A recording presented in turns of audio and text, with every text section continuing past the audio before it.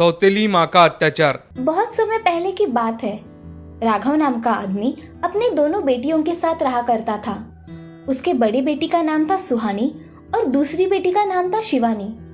दोनों भी बहनें बहुत ही समझदार थी। उनकी माँ शिवानी छोटी थी तभी गुजर जाने की वजह से सुहानी कम उम्र में ही बड़ी हो गई थी। वो घर के सारे काम किया करती थी और शिवानी छोटी होने के कारण उसका भी ख्याल रखा करती थी। ऐसे ही कुछ साल बीत जाते हैं। अब थोड़े दिनों बाद सुहानी की शादी सचिन के साथ हो गई। सचिन एक बहुत ही समझदार और अपना खुद का व्यवसाय करने वाला आदमी था। उसके साथ शादी कर सुहानी उसके साथ चली जाती है। इधर शिवानी और राघव अब दोनों अकेले ही रहा करते थे। एक दिन, पिताजी, जब से दीदी ससुराल गई है तब से घर खाली खाली लगने लगा है। हाँ बेटा, सुहानी के बगैर ये घर बहुत सुना लगता है। पिताजी, मैं कॉलेज जा रही हूँ, अब खाना खा लेना। बाय पिताजी। बाय बेटा, शाम को घर जल्दी आना। हाँ पिताजी। अब शिवानी कॉलेज में जाकर अपनी पढ़ाई पूरी कर रही थी। कुछ दिनों बाद दिवाली आती है। शादी के बाद पहली दिवाली होने के कारण सुहानी अपने मायके आती है। तभी शिवानी सुहानी से, अरे मेरी प्यारी दीदी, तुम आ गई। मैं कब से तुम्हारा इंतजार कर रही थी। सच में? मैंने भी तुम्हें बहुत मिस किया शिवानी। अच्छा सुनो, मुझे तुम्हें एक खुशखबरी देनी है। क्या खुशखबरी है दीदी, जल्दी बताओ। तुम मासी बनने वाली हो और आप नाना जी बनने वाले हैं पिताजी। सच में? हाँ। ऐसा कहकर सुहानी कुछ दिन अपने पिताजी के यहाँ रहकर फिर अपने ससुराल चली जाती है। कुछ दिनों बाद सुहानी एक नन्ही गुड़िया को जन्म देती है और उसका नाम परी रखती है। अब कुछ साल बीत जाते हैं। परी अब बड़ी हो जाती है। अब वो स्कूल जाने लगी थी। कुछ काम की वजह से सुहानी के घर शिवानी आ जाती है और परी के साथ खेलने लगती है। वहाँ परी के साथ उसका समय कैसे चला जाता है उसे पता भी नहीं चलता। एक दिन सुहानी घर का कुछ सामान लाने के लिए बाजार चली जाती है। घर लौटते वक्त एक बड़े से ट्रक से सुहानी की गाड़ी का एक्सीडेंट हो जाता है और वो बेहोश हो जाती है।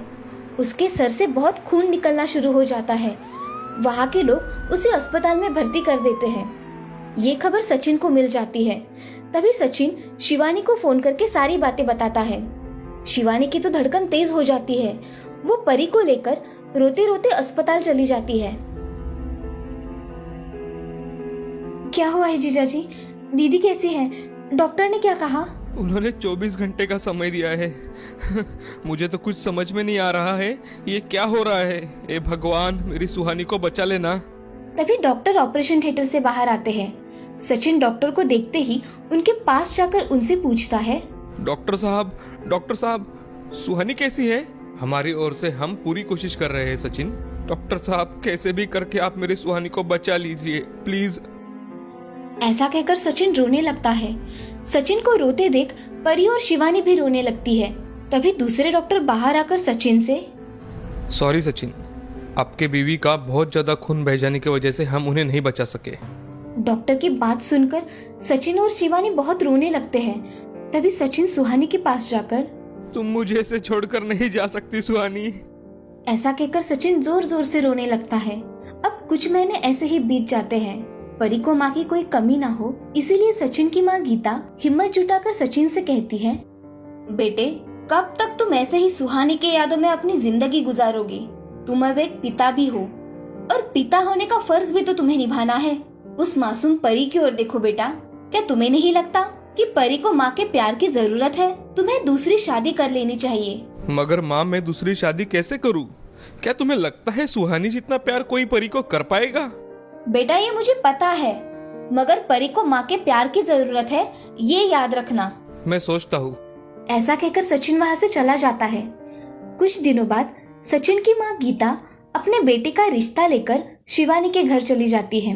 तभी शिवानी के पिता राघव गीता जी से, आइए ना गीता जी, हमारी परी कहाँ है? वो नहीं आई?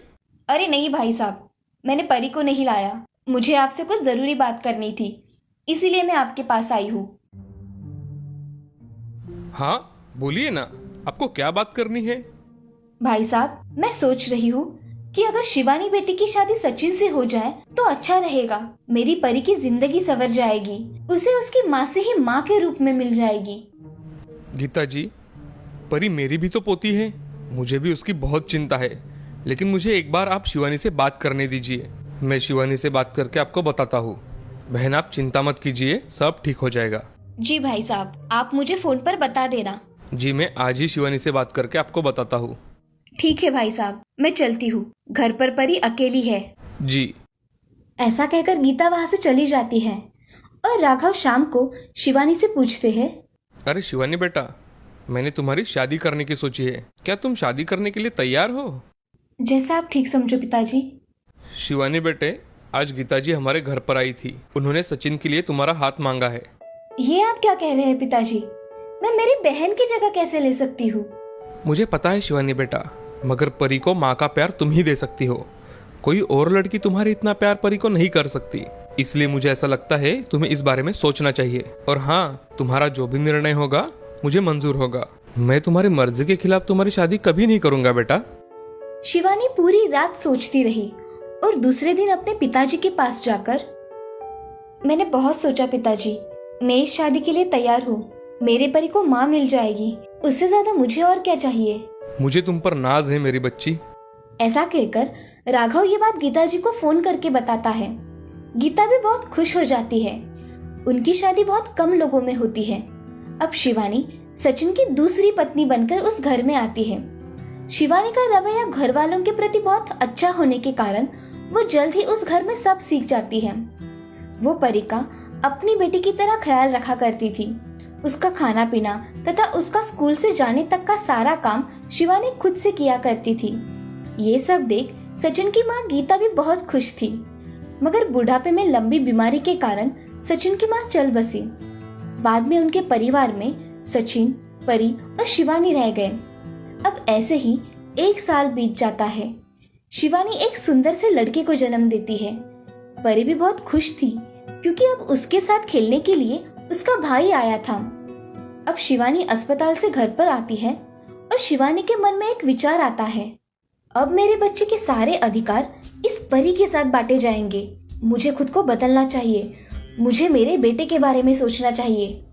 अब शिवानी का परी के प्रति व्यवहार बदल जाता है। वो उससे सौतेले जैसा व्यवहार शुरू कर देती है। परी को समझ में ही नहीं आता कि उसकी माँ को हुआ क्या है। तभी परी शिवानी से, माँ तुम अब मुझसे ऐसा व्यवहार क्यों करती हो? मैं तो तुम्हारी परी हूँ ना। मैं तुम्हारी माँ नहीं हूँ, मैं मेरे बच्चे की माँ हूँ। तुम्हारी मैं मासी हूँ, समझी? मुझे तुम मासी ही कहा करो और मुझे कुछ नहीं हुआ है। मैं जैसा कहूँ वैसा ही करना, समझी? हाँ माँ, तुम जैसा कहोगी मैं वैसा ही करूँगी। अब शिवानी परी को बहुत भला बुरा कहने लगी थी, उससे घर के सारे काम करवाती थी। ऐसे ही एक दिन शिवानी अपने घर के बड़े बड़े बर्तन निकालकर उसे साफ करने के लिए देती है। तभी परी अपनी मासी से, मासी मेरे से ये बर्तन उठाए नहीं जाते, मैं इन्हें कैसे साफ करूं? वो मुझे नहीं पता, मुझे शाम तक सारे बर्तन साफ चाहिए, समझी? ऐसा कहकर शिवानी वहां से चली जाती है। अब परी को उसकी बात पर रोना आता है और अपनी माँ की उसे बहुत याद आती है। माँ तुम मुझे छोड़कर क्यों चली गई? यहाँ सब लोग बुरे हैं। परी फूट फूट कर रोने लगी। उसकी ये बातें शिवानी के कान पर पड़ती है और वो वहीं से मुड़कर परी के पास चली आती है। क्यों रे परी, अब ज्यादा जुबान चल रही है ना तेरी? ऐसा बोलकर शिवानी उसके गाल पर इतने जोर से चाटा मारती है कि उसकी 5 उंगलियां उसके गाल पर साफ दिखाई देती है। परी बहुत रोने लगती है और रोते रोते अपना काम करने लगती है। काम हो जाने के बाद परी किचन में जाकर खाना पकाने के लिए चली जाती है और तभी उसके हाथ से दूध नीचे गिर जाता है। अरे करमजली, अब क्या मेरा नुकसान करके छोड़ेगी क्या? ये देखो कितना दूध गिरा दिया तुमने। ये सब देख बड़े गुस्से में शिवानी वहां रखी हुई कलची को गैस पर गरम करके परी के हाथ को चटका लगा देती है। उसे बहुत दर्द होता है, वो बहुत जोरों से चिल्लाती है और अपने कमरे में रोती रोती चली जाती है और वहां जाकर सो जाती है। कुछ देर में सचिन घर आता है तो उसे परी दिखाई नहीं देती। वो शिवानी से, अरे शिवानी, परी कहाँ है? वो खाना नहीं खाएगी? अजय आज खेल खेल के बहुत थक गई थी, इसीलिए परी खाना खा के जल्दी सो गई है। अच्छा। सचिन खाना खाकर सो जाता है, लेकिन उसे उस रात अच्छे से नींद नहीं आती, तो वो परी को देखने उसके कमरे में चला जाता है। तभी उसे उसकी आंखों पर विश्वास नहीं होता। परी का बदन बुखार से गर्म था और परी के गाल पर उंगलियों के निशान थे और हाथ जला हुआ था। ये सब देख सचिन हैरान हो जाता है। अब उसे कुछ समझ में नहीं आता कि हो क्या रहा है। तभी उसने परी को उठाकर बुखार की दवाई दी और उसके साथ वही सो गया। अगले दिन सचिन परी से, बेटी ये तुम्हें क्या हुआ है, मुझे बताओगी? कुछ नहीं पिताजी, वो मैं किचन में कुछ करने गई थी तो मुझे कुकर का चटका लग गया। और ये गाल पर क्या हुआ है बेटा, किसने मारा है तुम्हें? वो पिताजी, मैंने होमवर्क ठीक से नहीं किया, इसीलिए मेरी टीचर ने मुझे मारा। अच्छा, लेकिन परी बेटे तुम्हारी तबीयत तो ठीक है ना अभी? हाँ पिताजी, मुझे अच्छा लग रहा है। आप ऑफिस जाइए। सचिन हाँ कहकर ऑफिस जाने के लिए निकलता है, मगर उसका मन आज कुछ अलग कह रहा था। सोचते सोचते सचिन घर से निकल जाता है और बाहर जाकर घर के बाहर से घर पर नजर रखता है कि परी के साथ हो क्या रहा है। सचिन के जाने के बाद थोड़ी ही देर में शिवानी वहां आती है। क्यों री, तुम्हें समझाया था ना कि पिताजी को कुछ पता नहीं चलना चाहिए, और तूने सब कुछ बता दिया। हाँ, अब तू रुक, देख मैं तेरा क्या हाल करती हूँ। ऐसा कहकर शिवानी फिर से अपना हाथ परी पर उठाती ही है, तभी सचिन घर में आ जाता है और शिवानी से, अच्छा तो ये बात है, मैं सोच ही रहा था परी आजकल मायूस क्यों रहने लगी है। मेरी बच्ची पर तुमने हाथ कैसे उठाया शिवानी? अजय आप गलत समझ रहे हैं, ऐसा कुछ नहीं है। शिवानी मुझे सब पता चल गया है, अब झूठ मत बोलो, समझी? सचिन को इतना गुस्से में देख शिवानी चुपचाप खड़ी रहती है। तभी सचिन परी को पास लेकर, ये मेरी बेटी है शिवानी, तुमने इस पे हाथ कैसे उठाया? और तो और उसके हाथ को भी जला दिया। तुम्हें कुछ समझ में आता है भी या नहीं? बस बहुत हो गया, अब तुम इस घर में नहीं रह सकती, समझी? अभी कभी निकल जाओ मेरे घर से। नहीं पिताजी, मासी कहाँ जाएगी? उसे माफ कर दीजिए ना।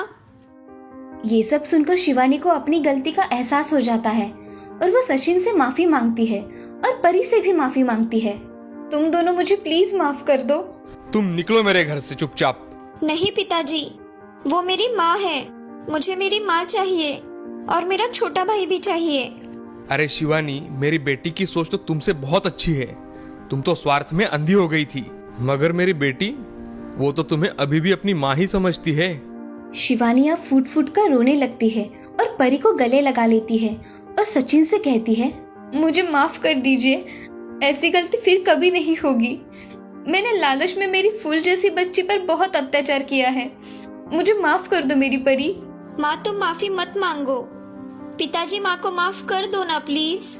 परी बेटे, सिर्फ तुम कह रही हो इसलिए मैं इसे माफ कर रहा हूँ। परी और शिवानी गले लगकर बहुत रोते हैं। अब परी को उसकी माँ जो मिल गई थी, उस दिन के बाद से शिवानी का रवैया परी के प्रति पूरी तरह से बदल जाता है। अब वो एक खुशहाल परिवार बन जाता है। इस कहानी से हमें ये सीख मिलती है कि जिंदगी में हमेशा अच्छा बर्ताव करना चाहिए, कभी भी किसी के साथ बुरा बर्ताव नहीं करना चाहिए।